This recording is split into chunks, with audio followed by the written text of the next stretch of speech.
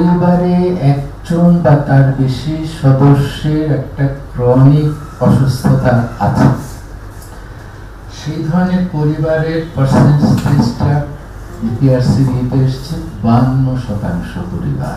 বিনিয়োগের ক্ষেত্রে দেখা যাচ্ছে 30.7% জিডিপির বিনিয়োগ হয়েছিল অর্থ বছর 24-এ, সেটা নেমে 25-এ 29.3। এখানে অবনতি ঘটেছে এবং অবনতিটা ঘটেছে মূলত ব্যক্তি খাতের, যেটা 23.9 থেকে নেমে 22.5। ঠিক আছে, এখানে একটু একটা বিশ্বাস করতে একটু কষ্ট হয়, সেটা হচ্ছে যেটা বিডিএস এর সংখ্যা, সরকারি বিনিয়োগ বিডিএস এর হিসাবে দেখানো হচ্ছে 6.7 ছিল গত বছর, এখন 6.9 উঠেছে। আমার মনে হয় এটা ডাউনওয়ার্ডলি কারেকশন হতে হবে, কারণ এটা রিভাইজ বাজেটের ভিত্তিতে হিসাব করা হয়েছে। কাজে ওটাকে আমি খুব একটা গুরুত্ব দিচ্ছি। কর্মসংস্থানের ক্ষেত্রে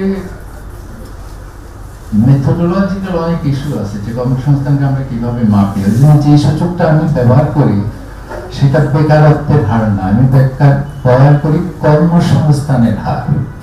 মানে আমাদের যে কর্মজীবী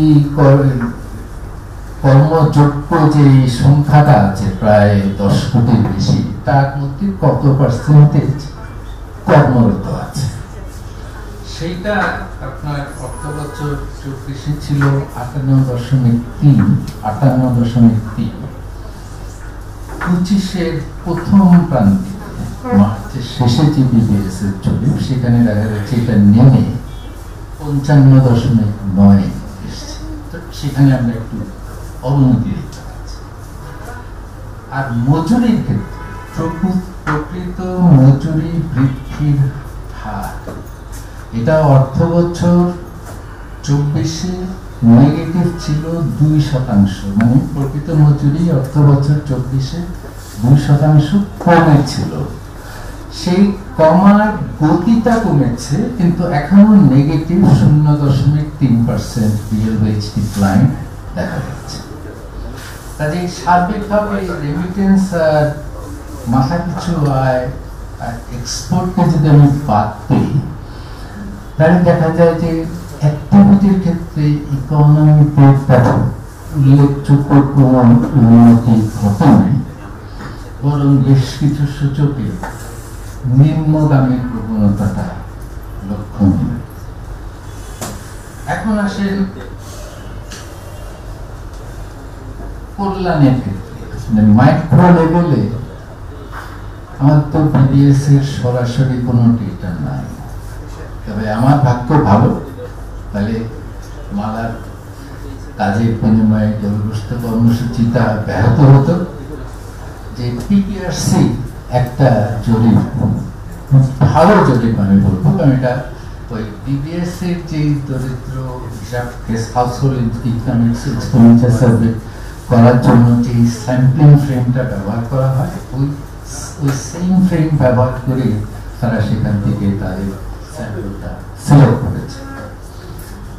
এই পিপিআরসি জরিপে আমরা অনেক তথ্য তাদের উপস্থাপনায় আপনারা দেখেছেন, আপনারা অনেকেই ছিলেন। আমি যেই 3-4টা পরিসংখ্যান আমার কাছে মনে হয়েছে দৃষ্টি আকর্ষণ করে, সেটার মধ্যে সবচেয়ে উল্লেখযোগ্যটা হলো দরিদ্রতার হার।